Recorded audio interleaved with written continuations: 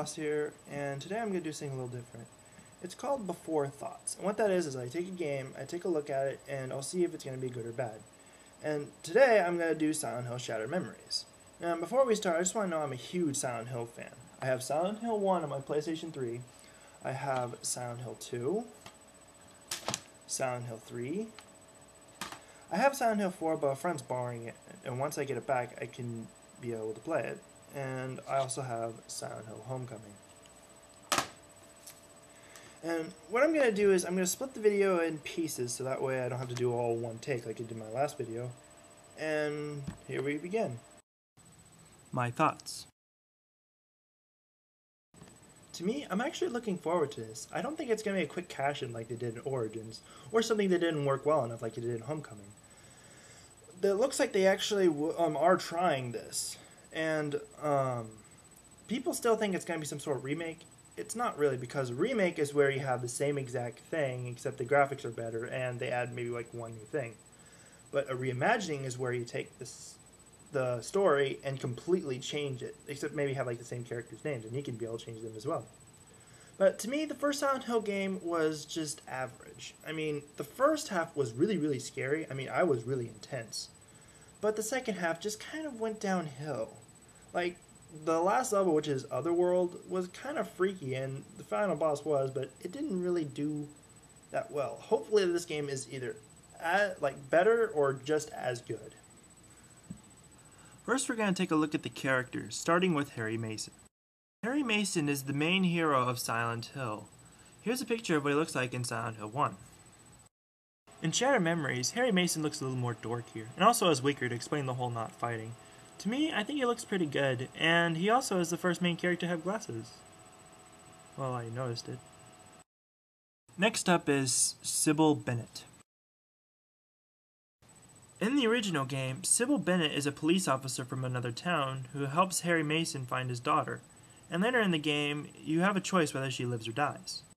However, in Shattered Memories, she's a police officer who works for the town, and her looks are based on how you answer your questions in the beginning of the game. In one look, she's a brunette and she wears a big old jacket, while in the other one, she has glasses? Next is Dr. Kaufman. Dr. Kaufman works at the Silent Hill Hospital, and he is one of the reasons of the horrors of Silent Hill. In Shattered Memories, he's a psychiatrist and gives you a series of questions that will change the look of the game. Whether he's evil or not hasn't been established, but who knows. And next we have Dahlia Gillespie. Dahlia Gillespie is responsible for all the horrors of Silent Hill. She sacrifices her daughter Alyssa to summon a demon and help brainwashes people to join up a cult.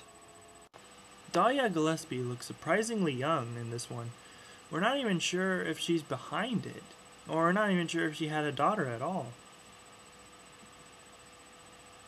Here's a second pic of her. Next is the important aspect of Silent Hill, the town itself. In the original game, it looks like a everyday small town, except it's empty, it's really foggy, and snow keeps falling. When it goes to the other world, it becomes metal, grittier, rustier, and bloodier. In Shattered Memories, it's still a small town, but it's a lot more snowier than the other one. When it goes to the other world, the buildings freeze up and walls of ice surround the areas. Give them a point for originality. I forgot characters like Cheryl and Lisa, but I don't really know much about them. Like, Cheryl just gets lost, and that's all we know. And Lisa has some sort of love interest with Harry, but we don't know much about that one either. My thoughts of the story. I have seen the beginning walkthrough of the game, and a couple other videos, and they change up the story quite a bit. Like, Harry Mason lives not too far from Silent Hill, and once he goes there, he notices that there's some other people living in his house. And there's a slight chance that Alyssa might not be in this game. And my only fear is, since Dahlia's quite young, they might make it so it's just teenagers playing around with Necroman book or something. The gameplay. Another cool thing about Shattered Memories is due to the fact that you use a flashlight. You use it more than the other games. And it's quite cool, actually. The problem that people have with this game is due to the fact that there's no fighting in it. You spend most of your time running. I would actually like it, but only in a different kind of reason. Like all the other games, you have to save up ammo and, you have to fight most of the time. But this one, you actually start running away, and that kind of helps with the whole horror aspect, kind of unlike what they did in Homecoming. A new item you can use in Shattered Memories is the cell phone. You use it to receive messages, take pictures, and make calls. My only complaint about it is you can also use it as a map, which kind of defeats the whole purpose of finding a map and making it look more like a normal town. And now my final thoughts. I just hope this game works out really well. But hey, look at the bright side. I don't think the nurses or Pyramid Head might be in this game at all. Well, the next review is going to be the game itself. So until then, see you next time.